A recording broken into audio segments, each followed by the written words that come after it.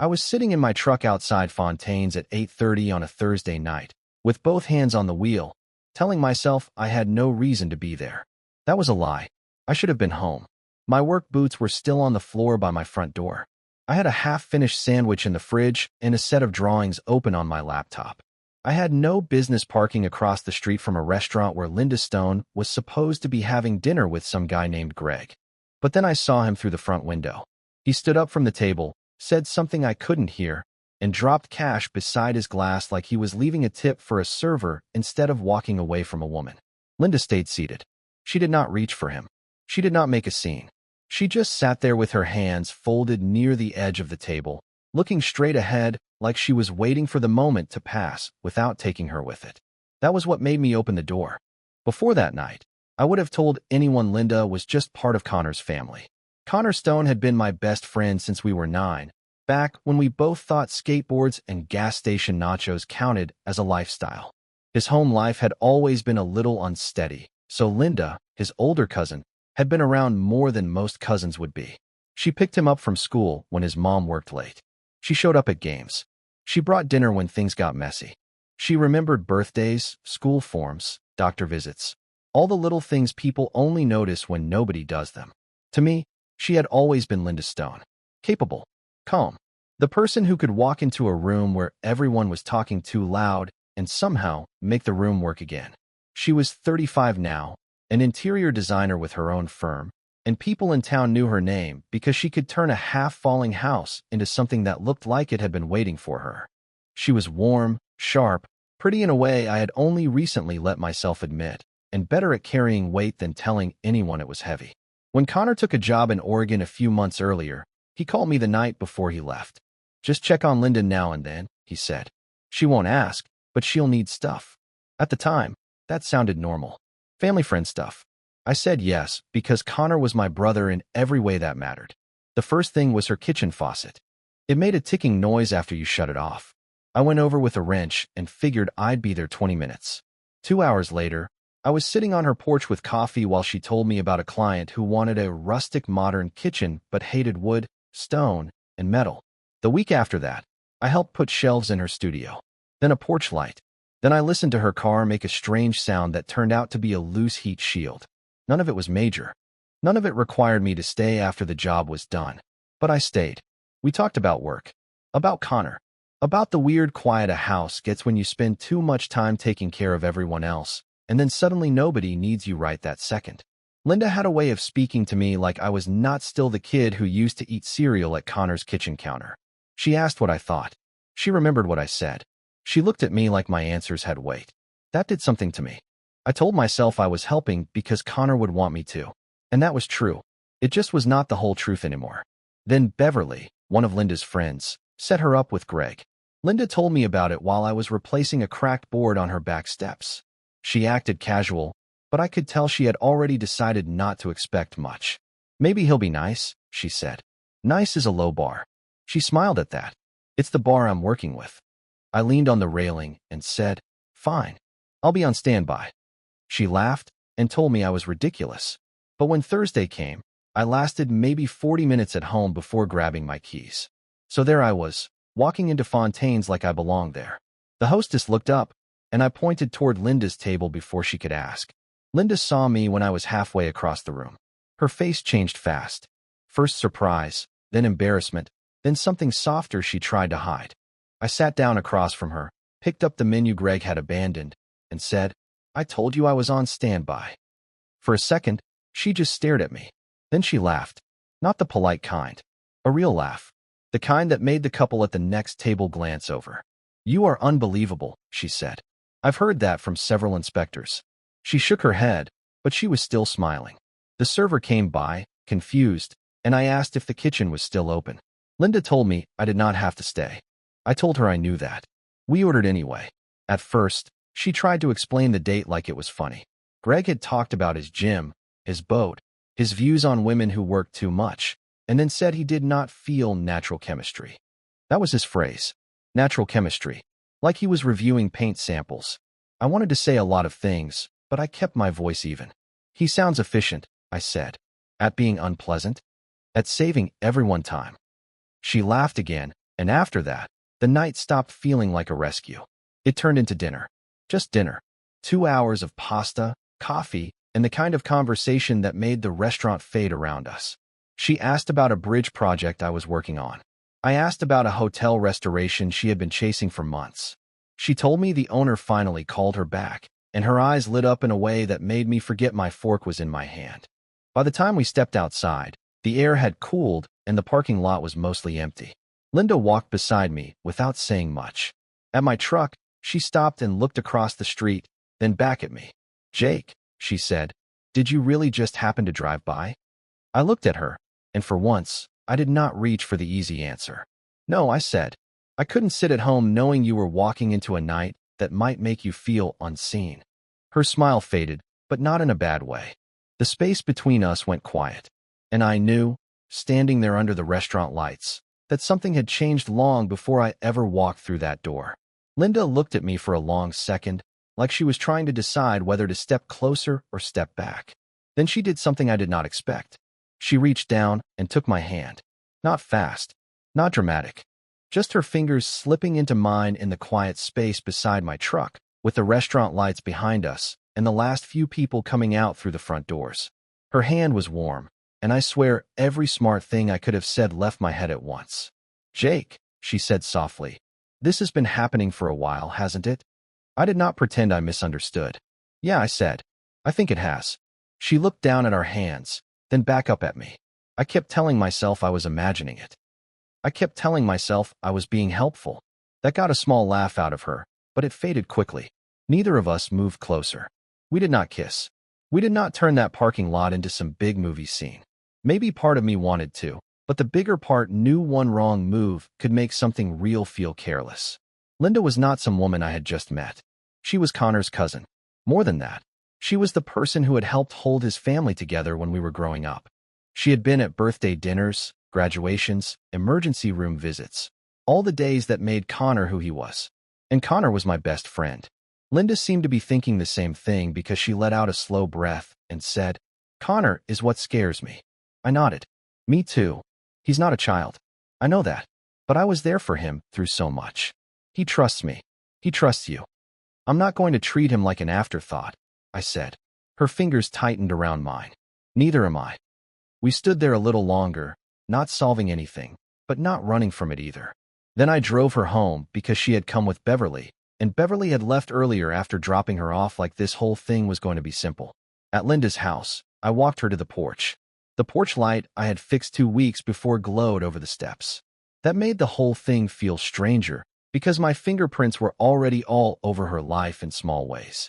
A new bulb here, a straight shelf there, a tightened hinge. Nothing big enough to admit what was happening, but enough to make it impossible to deny. Linda stood with her key in her hand. "I don't want to rush this," she said. "I don't either. And I don't want to hide forever."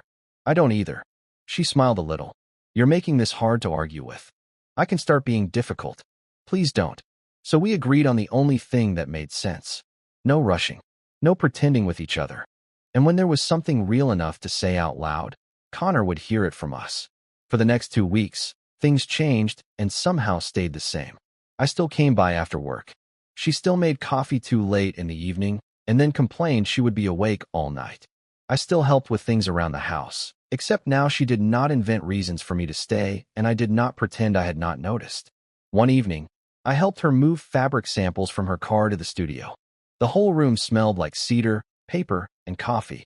She had sketches taped to the wall for a hotel restoration downtown, and she walked me through them with a pencil in her hand, talking about old brick, warm lighting, and how people needed to feel welcomed before they even knew why. "You make places feel like someone thought about them," I said. She paused beside the drafting table. "That's the idea." "No, I mean it. Not just expensive. Thought about." She looked at me then, and I could see it hit her in a place she usually kept guarded. Later, on the porch, she told me something she probably had not planned to say. "I spent years making rooms feel full," she said, turning her mug between both hands. "For clients. For family. For Connor when he needed somewhere steady. I was good at it. I am good at it. But sometimes I look around my own life and it feels." She stopped, searching for the right word. "Bare." I leaned forward, elbows on my knees. "From where I sit." I said. Your life doesn't look bare. It looks like you forgot to make one room for yourself, and now it's waiting for you to notice it. She stared at me, then shook her head like she was trying not to let that mean too much. You can't just say things like that, she said. I meant it. I know. That's the problem. After that, we got careful again, but not distant. We ate dinner together twice. Nothing fancy. Takeout on her kitchen island. Soup she had made too much of. We talked about Connor, my work, her parents, the neighbor's dog that kept getting into her flower beds. Ordinary things. But ordinary had started to feel loaded, like every small habit was quietly building a life neither of us had named yet. Then Beverly saw us. It happened on a Saturday morning at Hartley Coffee. Linda and I were sitting in the corner by the window. Her knee bumped mine under the table, and neither of us moved away. I was telling her about a site supervisor who thought close enough was an engineering term when Linda's face changed. I turned and saw Beverly near the counter, holding her phone and staring at us. She smiled too wide. Well, she said, walking over. This is cozy. Linda's shoulders tightened. Beverly. I kept my voice calm. Morning. Beverly looked between us, and I knew right then she had already written the whole story in her head. Linda tried to keep it light, but Beverly did not stay long. She took her drink, said she had errands, and left with that busy, excited look people get when they think they know something first. Linda went quiet.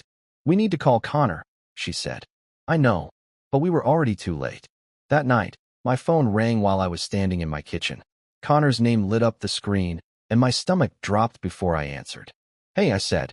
There was a pause on the other end. Not a long one, but long enough. Is something going on between you and Linda? Connor asked. He did not sound angry. That made it worse. He sounded careful. I closed my eyes for half a second, then opened them. Yeah, I said. Something is. Another pause. What does that mean? It means I care about her, I said. And it's become more than friendship. Connor breathed out through his nose. I could picture him doing it, one hand on his forehead, trying not to react too fast. Why am I hearing this from Beverly? That one landed exactly where it should have. You shouldn't have, I said.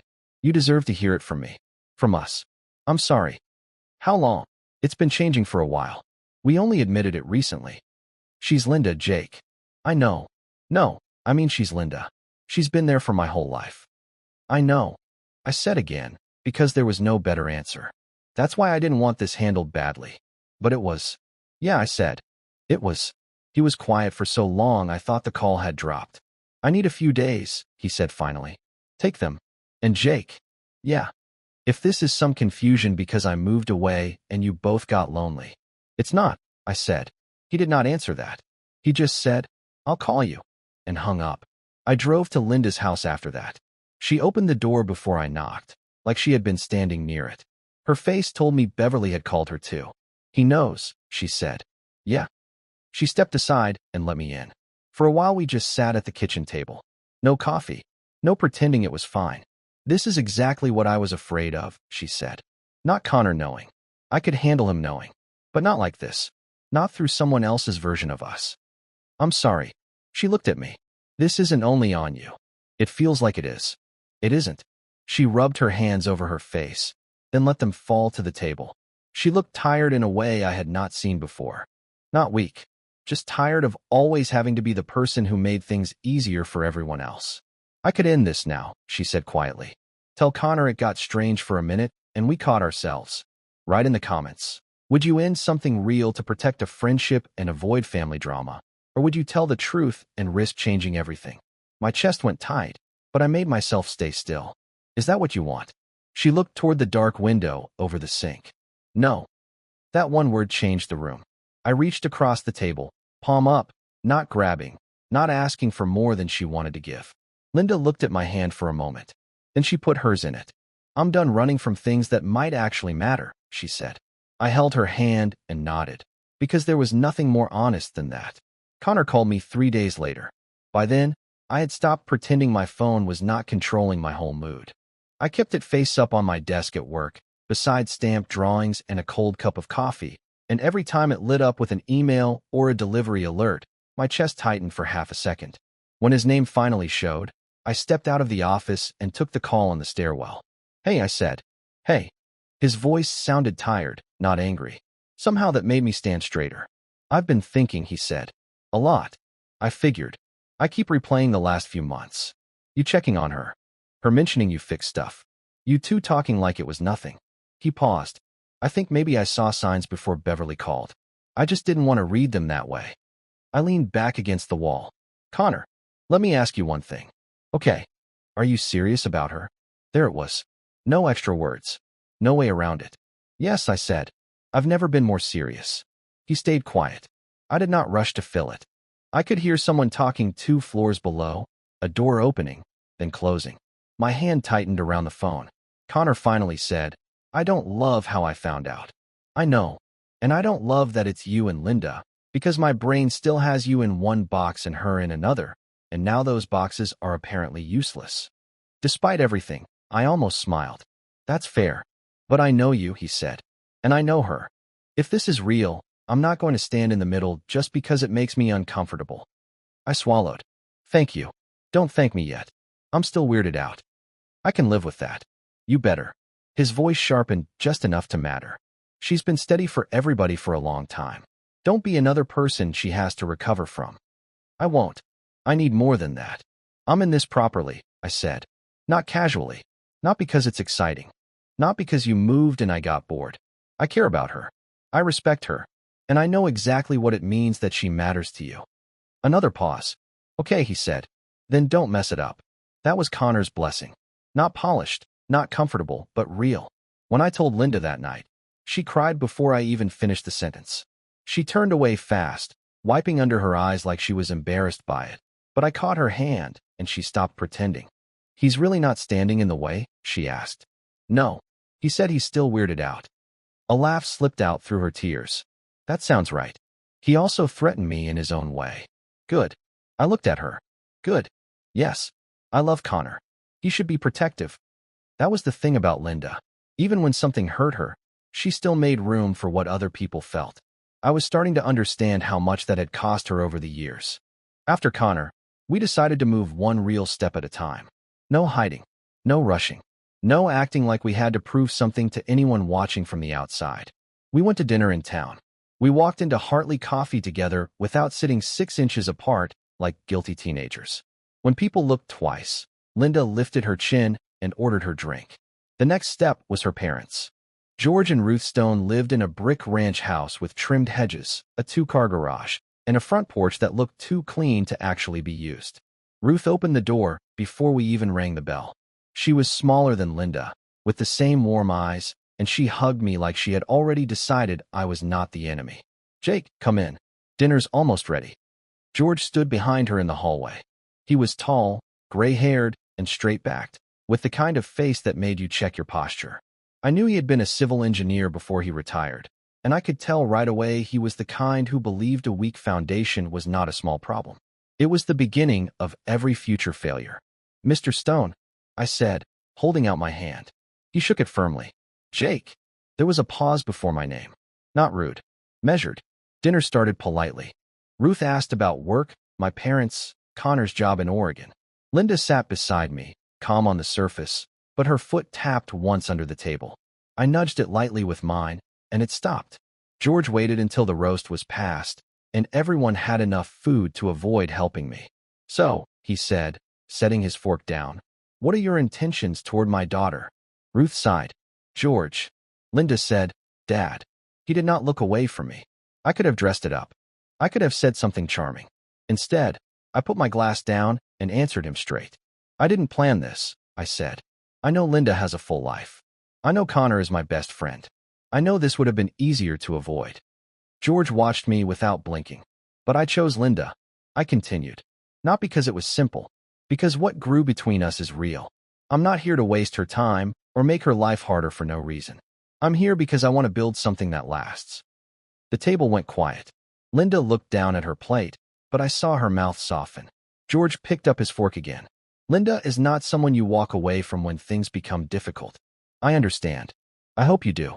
For a while after that, Ruth rescued the table by asking Linda about a restoration project, and dinner found its legs again. Then George mentioned a property he owned near the old mill road. He had a wall removed years earlier, and lately one side of the floor had started to settle. He said it casually, but I knew a test when it walked into the room. I asked a few questions. Span length, beam size, crawl space access, whether the doors on that side had started sticking.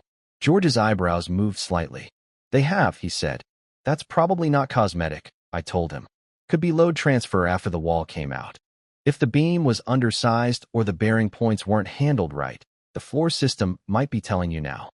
George leaned back. And you check what first? Supports below, then deflection, then whether the load path actually reaches anything useful. For the first time that night, he almost smiled. By dessert, he was calling me Jake without the cold pause. For a short time, I thought the steepest part was behind us. Then gossip found its way in. It started at a community event downtown. Linda had helped design the lobby for the new arts center, and I went with her because she asked me to. She wore a dark green dress, simple and sharp, and people kept stopping her to compliment the space. I liked watching her in that room. Not because she needed me there, because she belonged there. Near the refreshment table, I saw Philip from my office. He looked from me to Linda, then back to me with a grin that made me want to step between him and the rest of the room. On Monday, the comments started. Nothing loud, nothing direct enough to confront. Just small remarks. Didn't know you were into established women, Calloway. Isn't she related to Connor? Man, that's a complicated family dinner. I shut down what I heard, but people do not need much to keep talking. By Wednesday, it reached Linda through Beverly, who apparently could not decide whether she was concerned or entertained. That evening, Linda was quieter than usual. We were having dinner at her kitchen island, grilled chicken, and a salad she barely touched. I watched her move cherry tomatoes around with her fork. What did Beverly say? I asked. She looked up. How did you know? Because you've been in your head since I got here. Linda set the fork down. People are talking. People do that. They're talking about you. About me being older. About me being from Connor's family. I know. Her face changed. You know? I heard some of it at work. And you didn't tell me? I didn't want to bring trash into your kitchen. She stood and carried her plate to the sink, though she had barely eaten. Jake, this is exactly what I worried about. I don't want to cost you something. I followed, but kept a little distance. You're not. You don't know that. People can be small. They can make things uncomfortable. You're building your career. You have friends. You have history with Connor. And none of that becomes more important because someone has an opinion. She turned around, arms folded tight. Where do you actually see this going? The question came out sharper than she meant it to. I could tell by the way her eyes shifted right after. But I did not hesitate. Somewhere that lasts, I said. She stared at me. I'm not testing a feeling, I continued. I'm not waiting to see if this gets inconvenient enough to quit. I want a life that includes you. Permanently, if you'll have me. Her arms loosened. I stepped closer. The only thing that would cost me something real is walking away from something genuine, because other people find it inconvenient. Linda looked down, then back up at me. Whatever fear had been holding her shoulders finally eased. Okay, she said. Just that. But this time there was no fear in it. Later, we walked along the waterfront, hands linked, the lamps shining across the dark water. No big speech. No proving anything. Just the two of us moving forward like the last bit of distance had finally given up. I bought the ring on a Tuesday afternoon when I was supposed to be reviewing foundation notes. That probably says everything. I had gone out for lunch, walked 3 blocks past the sandwich place I liked, and ended up standing in front of a small jewelry store with my hands in my pockets. I did not have a speech ready. I did not have a plan. I just knew I had spent months trying to be careful, respectful, steady, and honest, and none of that changed the simple truth. I wanted Linda in my life for good. The woman behind the counter asked what I was looking for, and I almost said, something that doesn't make me look like I'm trying too hard. Instead, I told her about Linda. Not everything. Just enough. I said she was an interior designer, that she noticed details most people missed, that she liked clean lines, old houses, warm light, and things that felt made to last. The woman smiled and pulled out a ring with a simple band and one clear stone set low, not flashy, not delicate in a nervous way. Strong. Beautiful without needing to announce itself. I knew before she handed it to me. Then I carried it for 3 weeks. I carried it to work. I carried it to Linda's house. I carried it through dinners, coffee runs, grocery trips, and one long Sunday where George made me look at the settling floor near the old Mill Road property again, because, as he put it, Second opinions are cheaper than bad guesses. Linda caught me checking my jacket pocket twice that day. You keep losing something? She asked. Just my mind. That happened before I met you. Fair. I did not want to turn the proposal into a performance. Linda had spent too much of her life being useful in rooms full of people. I did not want to ask her the biggest question of my life while an audience waited for her reaction. I wanted it to feel like us. Ordinary enough to be true. The right moment came on a Saturday in early October. We spent most of the afternoon in her garden. She had decided one corner needed to be cleared before winter, which meant I ended up hauling bags of soil, trimming back overgrown plants, and pretending I understood the difference between things that were supposed to stay and things that had taken liberties, as Linda called it. She wore old jeans, a faded blue shirt, and gloves with dirt across the palms. Her hair kept falling loose from the clip she had twisted it into, and every time she pushed it back with her wrist, she left a faint streak of soil near her temple. She looked happier than I had seen her in years. Not excited in a loud way. Just easy. Present. Like she had finally stopped bracing for someone to need her before she could breathe. At one point, she stood in the middle of the garden with both hands on her hips, looking at the half-cleared bed. This is going to be beautiful in spring, she said. It already is. She turned and gave me a look. Jake. What? It is currently a pile of dirt and stubborn roots. I said what I said. She rolled her eyes, but she was smiling. Later, after we washed up, we sat at her kitchen table with tea. The windows were cracked open, and the house smelled like damp earth, lemon soap, and whatever herbs she had set near the sink. She had sketches spread between us for a restoration project she was excited about, an old-school building being turned into offices and studio space. She talked with a pencil in her hand, tapping different corners of the page as she explained how the old entry could be saved, how the stair rail should stay, how the original tile under the newer flooring might still be worth uncovering. I watched her talk, and it hit me so clearly that it almost made me laugh. This was it. Not some perfect dramatic moment. Not candles. Not music. Linda at her kitchen table with dirt still under one fingernail, talking about old buildings like they had feelings, and me sitting across from her thinking I could spend the rest of my life listening to this. She noticed my face. What? She asked. I reached into my jacket pocket. I've been carrying something for a few weeks. Her eyes dropped to my hand, and everything in the room went still. I stood, moved around the table, and knelt beside her chair. Her hand flew to her mouth, but she did not look away from me. I pulled into that restaurant parking lot thinking I was doing one small thing for someone I cared about. I said, I thought I was helping you get through a bad night. But I walked out of there with the beginning of the most important thing in my life. Her eyes filled. I don't want a life that looks good from the outside and feels empty where it counts. I want this. Coffee on the porch. Your sketches on the table. Arguments about garden beds. Connor showing up and eating all our food. Your parents pretending not to check whether I fixed something correctly. She laughed through her tears. I want the real days, I said. All of them. Linda Stone, will you marry me? She nodded before I finished opening the box. Yes, she said. Quiet. Full. No hesitation. Yes, Jake. I slid the ring onto her finger, and she looked at it like she was afraid to blink. Then she leaned forward and wrapped her arms around me, and I held her right there beside the kitchen chair while the tea went cold. We called Connor first. He answered on the third ring. What's up? Linda looked at me, smiling so hard she could barely speak. I put him on speaker. I asked Linda to marry me. I said. There was a pause. Then Connor said, it was about time. Linda laughed and cried at the same time. You're not surprised? She asked. Linda, Jake has sounded like a nervous hardware store employee for 3 weeks. I figured something was coming. Thanks, I said. You're welcome. Also, I'm standing beside you, right? At the wedding? I asked. No, at the grocery store. Yes, at the wedding. Linda wiped her eyes. Of course you are. Ruth cried when we told her. George said congratulations, then shook my hand the next day and held it a second longer than usual. I'm glad for you, Jake, he said. That meant more than any speech. We married in late spring in Linda's garden. By then, the corner we had cleared in October was full of flowers she had planted herself. The ceremony was small, just family and close friends, with white chairs set in rows and a simple arch George insisted on helping me build because he did not trust rented hardware. Connor stood beside me in a navy suit and kept whispering comments under his breath until I almost laughed at the wrong time. Then Linda appeared at the end of the garden path with Ruth beside her. George, standing near the front, blinked hard and looked down for a second like the grass had become very interesting. Linda walked toward me without looking over her shoulder once.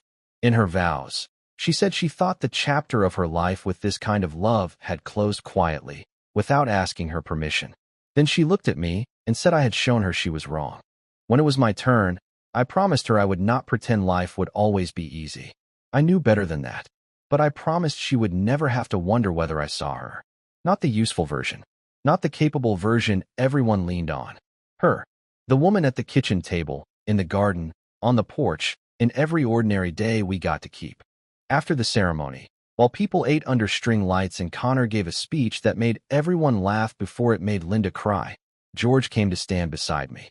She didn't look back once tonight, he said. I followed his gaze to where Linda was talking with Ruth near the flowers. No, I said. She didn't. She was simply here. 2 years later, she still is. Her design firm has expanded into a bigger studio downtown. I moved into a senior role at my company. Connor visits twice a year and still acts like our fridge is partly his property. Beverly eventually learned to ask fewer questions and make better apologies. George still finds reasons to test my judgment on old buildings. Ruth still sends us home with too much food.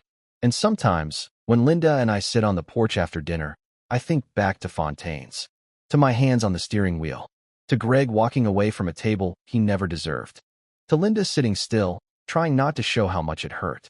I am glad I got out of the truck, because I did not rescue Linda from one bad date.